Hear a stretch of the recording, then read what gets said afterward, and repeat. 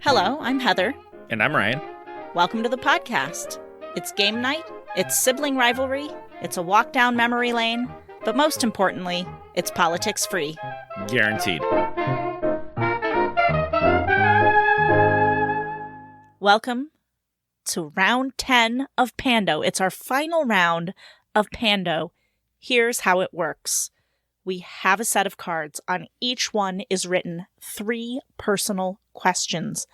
For example, one card asks, which of my siblings is most like me? Does my lawn usually have weeds? And when I get dressed, do I put on my pants or my socks first? First, I'll ask Ryan 3 questions pertaining to me, and he'll have to answer each one correctly, earning 1 point per correct answer, and a bonus point for getting all 3 correct.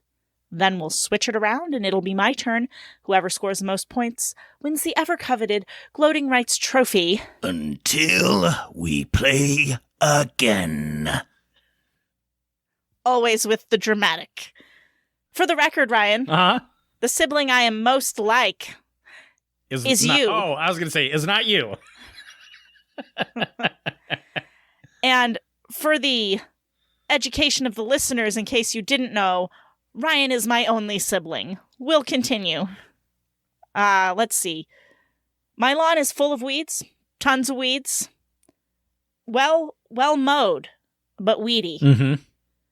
And, it just depends what socks and pants I'm wearing. What about you? Where do you fall on these? What socks? So you're saying that you will put your socks on before your pants? Depending on the pants? Yes, and the socks. What kind of psychopath are you? Well, let's say I'm going to wear some really high winter socks. Uh-huh. If I'm wearing pants that are tight around my ankles, I don't want to put my pants on, try to squeeze my fat calf through the pant leg to try to pull my sock up. See what I'm saying? I'll accept it. Thank you. For the record, which of my siblings is most like me? Not you. I guess you. Yes, my lawn has weeds. I mean, I like to garden, but I'm not weeding my lawn. That's just crazy talk. It is. When I get dressed, do I put my pants on or my socks first? Well, typically, I put my pants on first, but I have in the past tried to switch things up. And I would put a sock on, and then my pants, and then another pair of socks. Not a pair of socks, but then the other sock. Just to mix it up a little bit, make my morning a little bit more exciting. Whatever spices up your day. And tomorrow I will probably be doing it just for giggles, because I'm a psychopath. Hey, you said it. Again, the game we're playing is called Pando. That's Pando. It was created by Pando and is available at playpando.com. Link in the show notes. They are not a sponsor. All right, the current running score. Ryan 51, Heather 52. What? This is the final round. What? I'm ahead by 1 point. I thought we were still tied.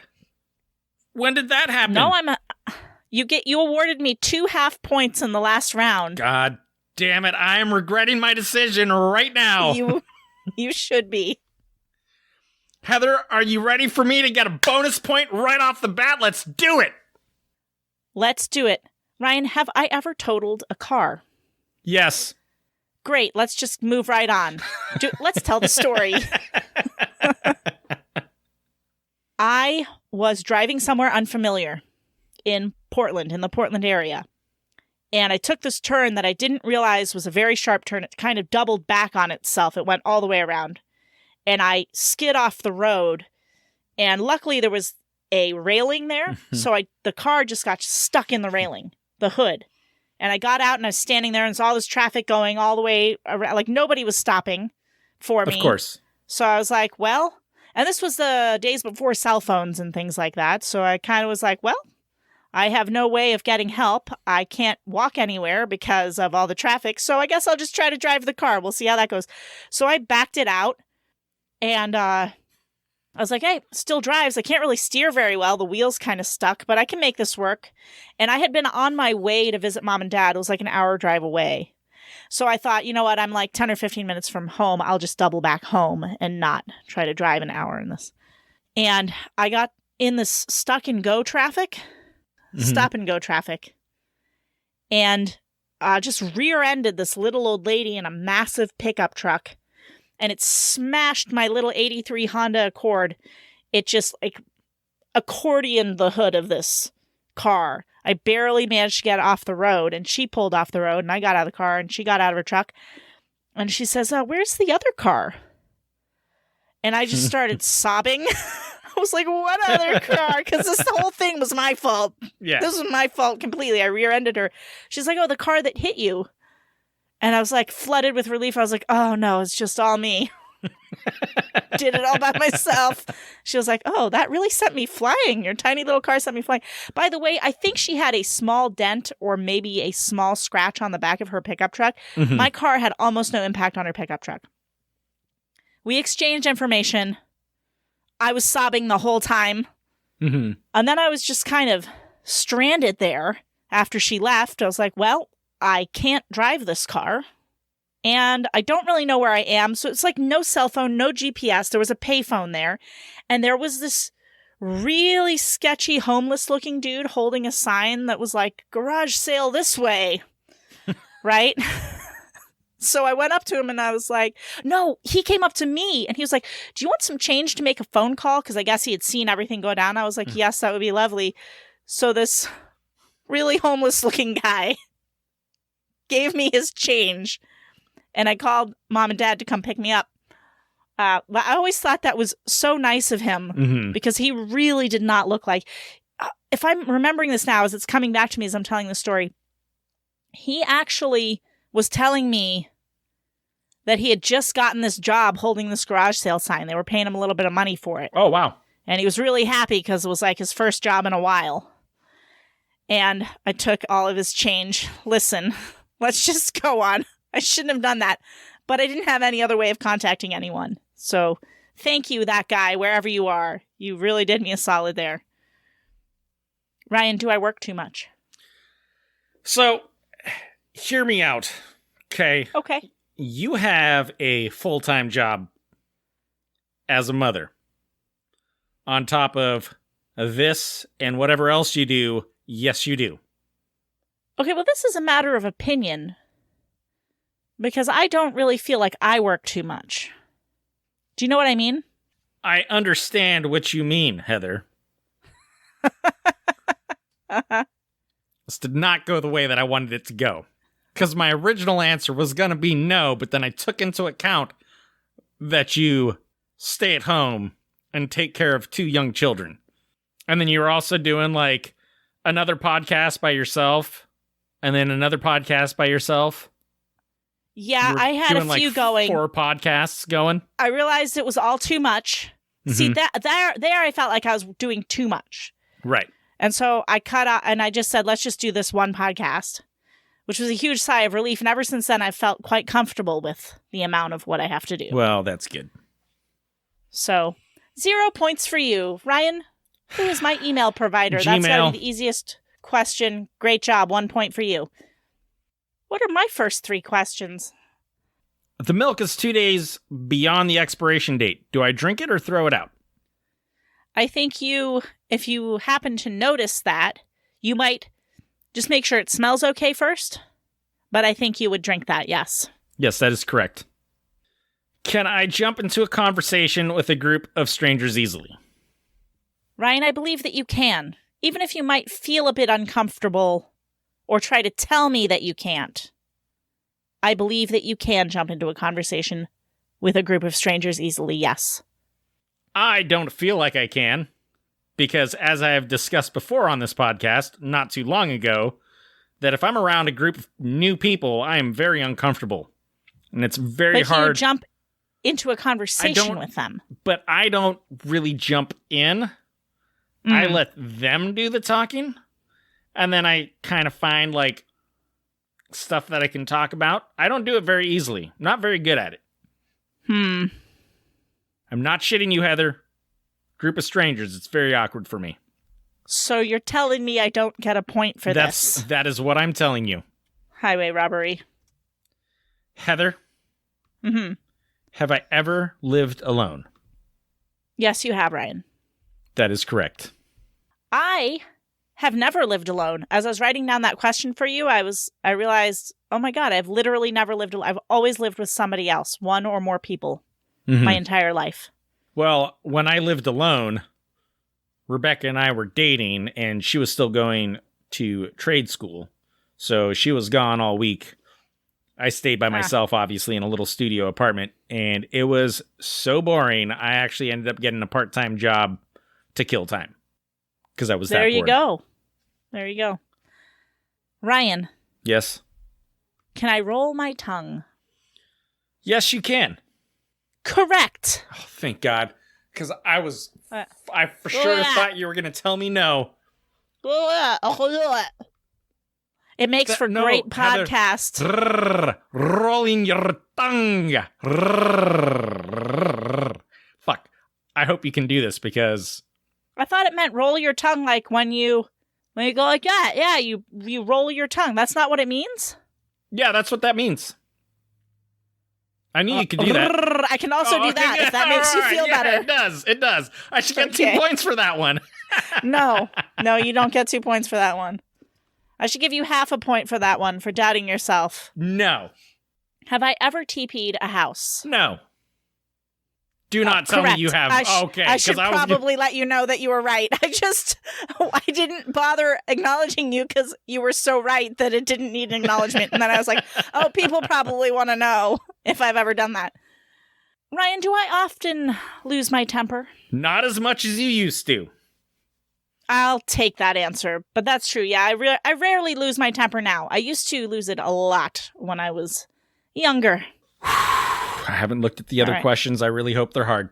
I pretty much feel like you're going to win this game. Please continue. Oh, you're not going to get the first one. Okay, you ready for this, Heather?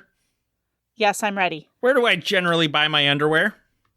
Ryan. Yes. I think there are a lot of options here. There are so many options, Heather. Can I ask for a hint question? Like, for example, do you buy them online or in a store? Can I at least have that hint? Yep, I buy them in a store. Okay. And it's one brand that I really like, and I've only ever found them at one place. Is it a store that is only on the West Coast or like in your area? No. That I've never heard of? Nope. Okay. You've heard of this place. Okay. And we're not turning this into 20 questions. That's all the hints you get. Zip in my mouth. I feel like it can't be Walmart because that would be my immediate first guess. So if I'm never going to guess it, I can't guess something like Walmart. Mm-hmm. Could it be something odd, like an oddball store like Safeway? Could it be Fred Meyer? Is that your guess? Could it be Plaid Pantry? No, incorrect. It's Costco. Damn it. Yes. Heather? Mm-hmm. Do I tend to get lost when I'm driving? I don't think you do, no. That is correct. And Heather? Uh-huh. Have I ever been part of a book club? Nope. I have. No, you have fucking not been in a book club. Yes, I have. Go die. That is the biggest lie I've ever heard. That is the biggest lie anyone's ever told on this podcast. I haven't been part podcast. of a book club. I haven't. You're right. I was like, the only possible way he's ever been in a book club is he had a massive crush on some chick in a book club. This is not a thing.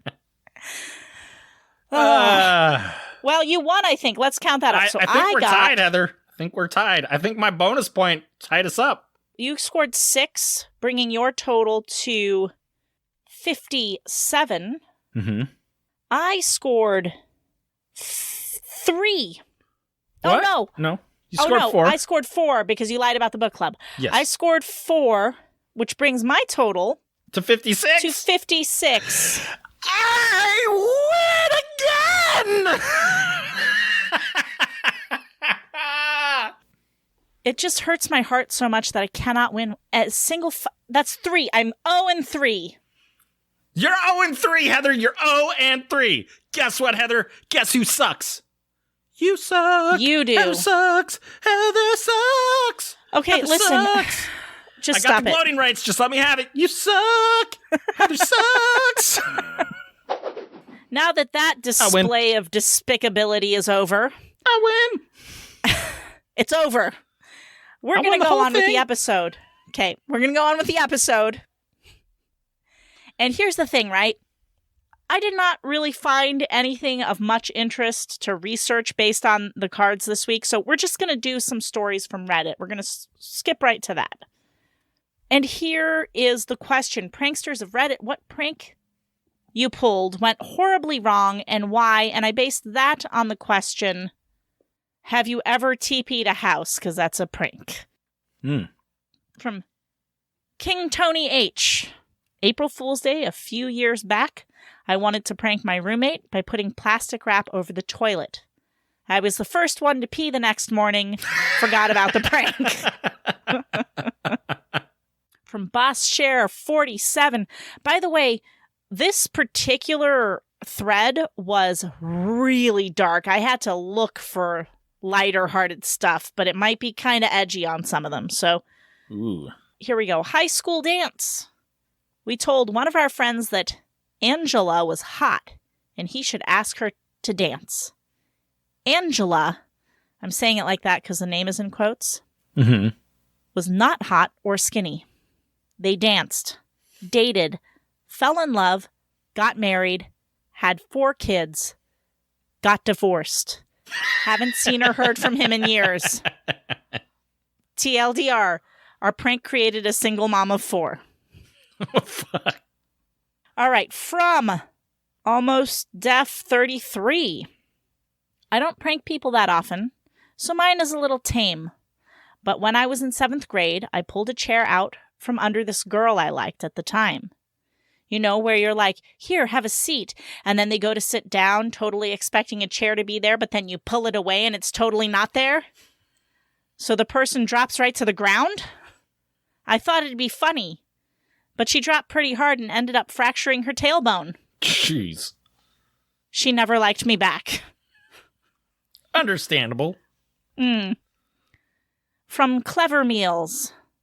My prank is something along the lines of this.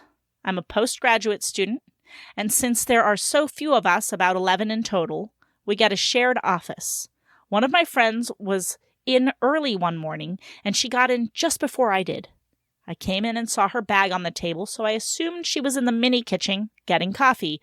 I heard her coming down the corridor, so I went over and stood by the door to the office and then jumped out at her as she was about to enter the room. Little did I know that she was walking down the hall with another postgraduate student who is just a really nervous guy. He screamed and flailed, knocking her mug of iced coffee all over both of them, the carpet and the door. There's still a huge coffee stain in the carpet. From Chucky 305.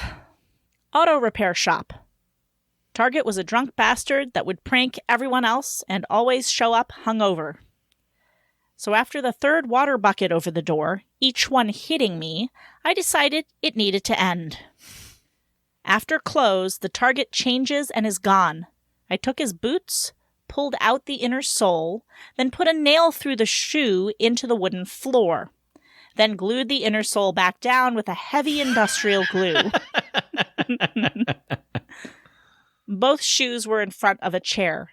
He came in the next day, changed, sat down, slipped his feet into the shoes, and in one swift motion got up to walk away. He fell straight forward and knocked himself out.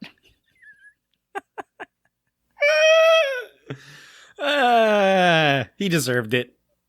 He did. Worked great as that was the last prank, and every mechanic considered me the god of pranks.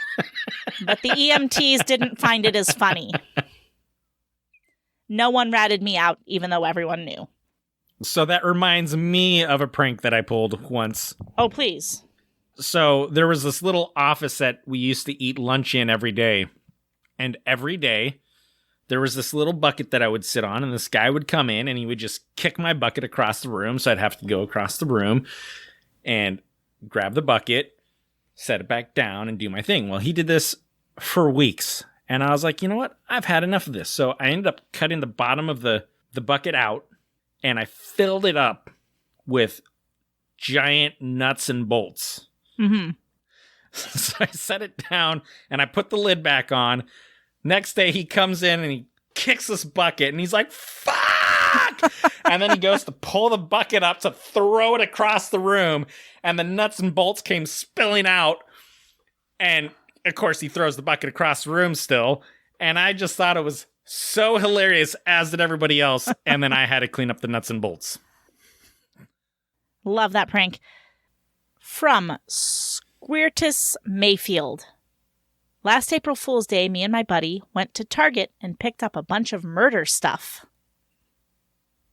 Rope, duct tape, 2 hatchets, a shovel, full body tarp suits, regular tarp, bleach, SOS pads, and a few other cleaning fluids. Then we put our actor faces on. I put all the stuff on the conveyor belt while my friend stood behind me, arms crossed, stone cold stare, and completely silent the entire time. Meanwhile, I acted very sheepish and afraid. I actually made my body shake nervously for extra effect. As the cashier is ringing up the items, I watch the puzzle pieces fit together in her head, and a look of terror wash over her face. After everything was rang up, it took her a good minute to say anything. We just sat there staring at each other. Finally, she asks, "Will that be all?" And with a crack in my voice, I say, "Yes, ma'am." Then quickly look down, grabbing for my wallet. I pretended I forgot it in the car. We weren't paying for all that shit. And turned to ask my friend if I could go get it. He sighed angrily and raised his hand like he was about to hit me, which I wasn't expecting, so I actually did flinch a bit, which was perfect. Then he got real close to me and whispered gibberish in my ear. I began to fake panic and started saying, "I'm sorry," over and over again. Then we walked out. We later found out the cashier had an anxiety attack and had to go home after we left. That's not funny. No. Apparently nobody could convince her it was just an April Fool's joke. She said it seemed too real. I was expecting cop cars to be like showing up right as they're walking out. That would have gone really wrong. TLDR, convinced a cashier lady I was about to be murdered and buried by my best friend. And that was it. That's all we got on the stories. I have one prank that got me fired once. Oh, do tell. Same company as before, but there was this guy who was the prankster of the company, right? So he used to do a lot of pranks to a lot of different people. And I happened to be one of those people that got pranked this day. And there's this red dye that they use for testing welds. Mm-hmm. And it penetrates into the metal and they can test for cracks and stuff. Anyway, he put this into my welding gloves. I put my welding gloves on and I went and did my welds for the day. And at break time, I pulled my gloves off and my hands were dyed completely red. So I was like, I'm going to get this guy back. So that night I went home. I went to my in-laws and I had my brother-in-law who was really into making little explosives and smoke bombs and stuff. And I asked him to make me a smoke bomb. So put the smoke bomb in an old film case with a little wick or whatever you call it, a fuse in it. So I was like, cool. So lunch rolls around and we all go out and eat lunch. And as we're coming back, I kind of waited and we were working in these confined spaces and we all had fresh air, right? Fresh supplied air directly to our faces. So he was working in this confined space with like 4 or 5 other guys and I wait for them to all go inside. And I lit this fuse and I tossed it in there and I walked past and then I walked down to my end of the bay.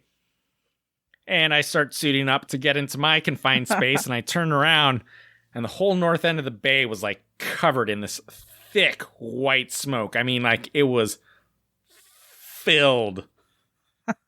It was bad. Like, you could not see into it, right? And like, I could barely make these guys all jumping out of their tank, like in a panic and freaking out. And I was like, well, I'm going to get in my tank and get to work so no one suspects me for anything. So I jump in there, and this guy that I was working with had seen all of it, and he was like, what did you do? And I was like, I set off a smoke bomb, dude. Shut the fuck up.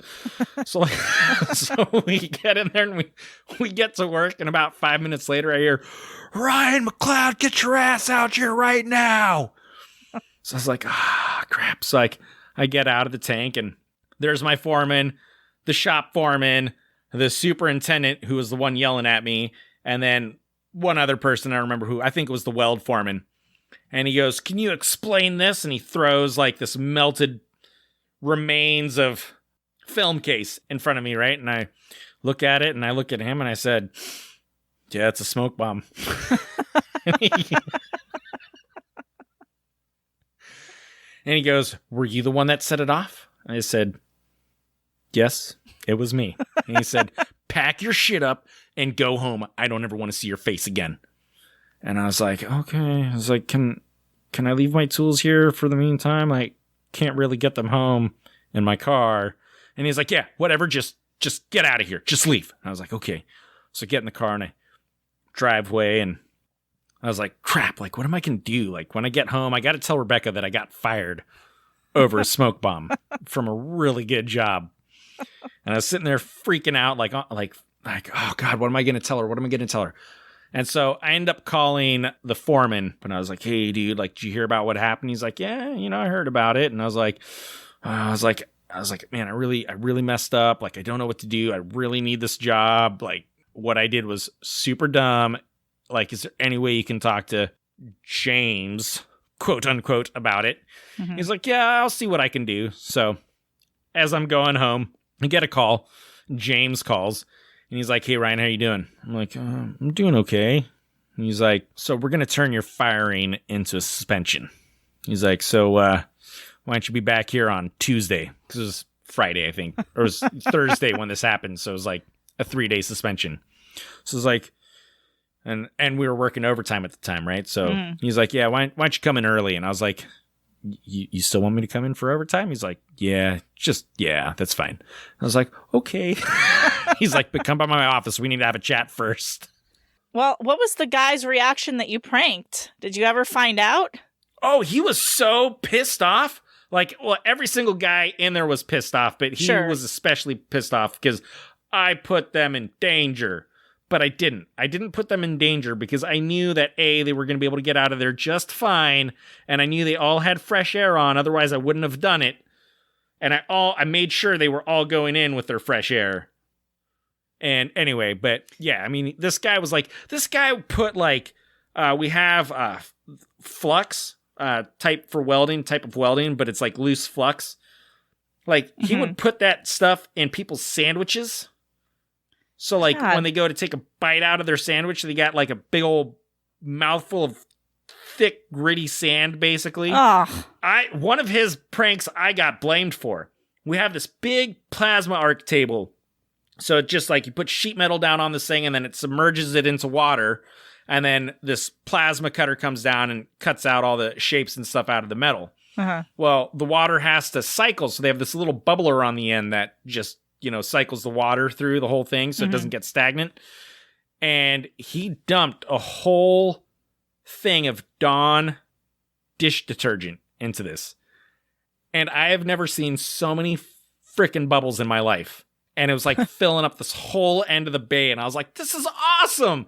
So, like, of course, I go running into the bubbles like, yay, bubbles! And everybody saw me playing in the bubbles, so I got blamed for the prank when I had nothing to do with it. Oh, man. The thing is, a prank once in a while is all right, but somebody that constantly does it, like, that just gets so annoying. Oh, yeah. Well, Ryan, thank you. That was highly entertaining. You're welcome. Send us your stories. Send us, you know what we want. You can message me on Instagram at the Politics Free Podcast. Email me, thepoliticsfreepodcast@outlook.com. And now you can visit the subreddit, Politics Free Podcast. All one word, no punctuation. Yes, we have a Reddit. I don't know, I figure that might be... Well, first of all, I should have a Reddit because I'm always stealing Reddit stories for this podcast. But second of all, I just thought, I don't know, maybe our audience might prefer Reddit over Instagram. We'll see. If nobody engages on Reddit, I probably won't keep it around for long, if I'm being honest, because someone was already mean to me on Reddit in the first day of me being back on Reddit. So yeah, I'm a little... It's Reddit. What happened? Okay, here's what happened. I get on Reddit. I was like, you know what? I'm not going to worry about karma like I did last time, because you get like super into trying to get karma, right? And by the way, if anybody's not familiar with Reddit, karma is basically a running total of likes. That's basically what it is. It's if you put up a post and somebody likes it 25 times, and then you comment and people like it, give you 10 upvotes, it's called. It's basically a like. Then you have 35 total likes, and that's 35 karma. So I find this completely ridiculous, and I really wish they didn't have it. But this is what they do. They give you this running total. So I get into there, and I was like, I'm just going to go to subreddits, which is like groups. It's like basically the same as a Facebook group. It's called a subreddit. So you go in, and I wanted to post some things in these subreddits I wanted to be a part of. And it was like, yeah, sorry, you don't have any karma, so you can't post. I was like, what? They're like, yeah, you might be a bot, so no posting for you. Oh, BT dub, we don't tell you how much karma you need. So I just went on a commenting spree to try to boost my karma so I could post.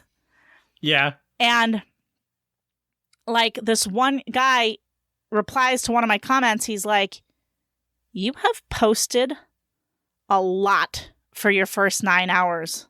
Or you have commented a lot for your first 9 hours on Reddit. And I was like, why are you shaming me for it? And then I came back 5 minutes later. I was like, no, delete. I'm not even going to engage. Block. I don't care. I get it. You're not supposed to want karma. But look at the position I have been put in. I'm not allowed to post any. And am I supposed to come there and not participate? Were you commenting all on the same thread, like on the same post? All kinds of different places and different subreddits. I commented in a couple of Ask Reddit. Random thoughts. That's super weird that he was like scoping out your profile. Yeah, like why would he go try to look at all my comments? Did you post something that was somewhat controversial? No. Unless you count my agreement with how crappy root beer is, which a lot of people downvoted. That was not appreciated at all. Oh, hell. Root beer sucks. That's like Sophie's favorite drink. Yeah, a lot of people like root beer. I just don't understand. It tastes like crap on a stick to me. You have to know your audience. There's some times where I'm like, I'm just not going to post my thoughts on this because I know I'll get downvoted. Yeah.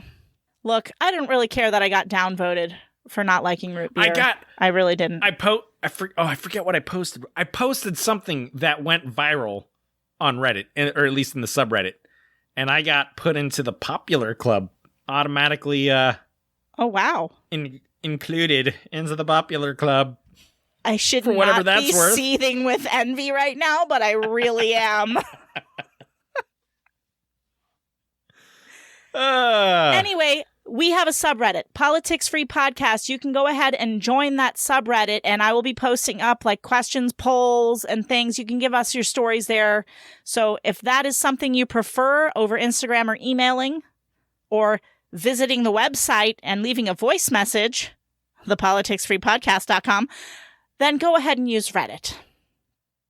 Ryan, let's get to the question of the week. Oh, there's a question of the week. I totally forgot about that. Yeah. What is it? What's the best compliment you ever received? Listen, I am so bad with compliments.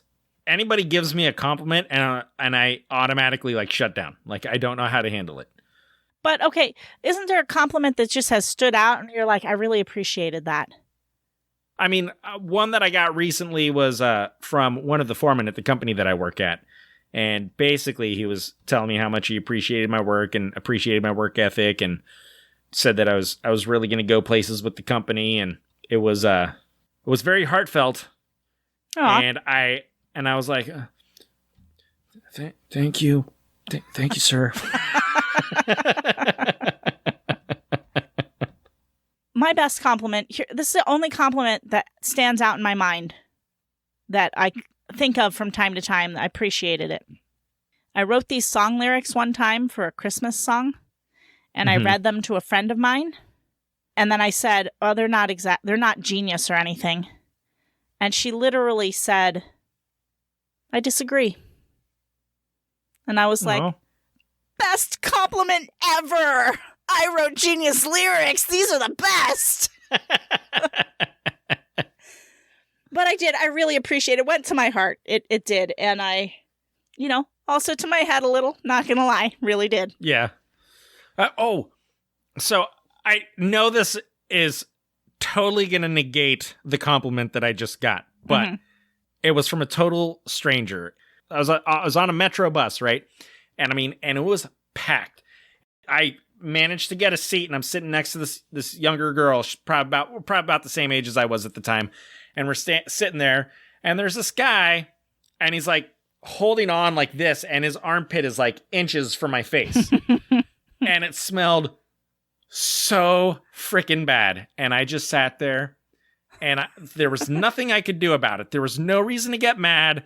The guy couldn't help it, and I just sat there, and she was sitting there staring at me. And she goes, "Aren't you going to say something to him?" And I was like, "No, there's no point. There's nothing he can do." And she goes, "Wow, you are so humble." And I was like, "Thank you."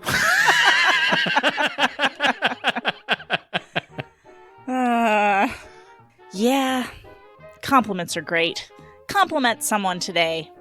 And also, don't forget to share the Politics Free podcast with someone.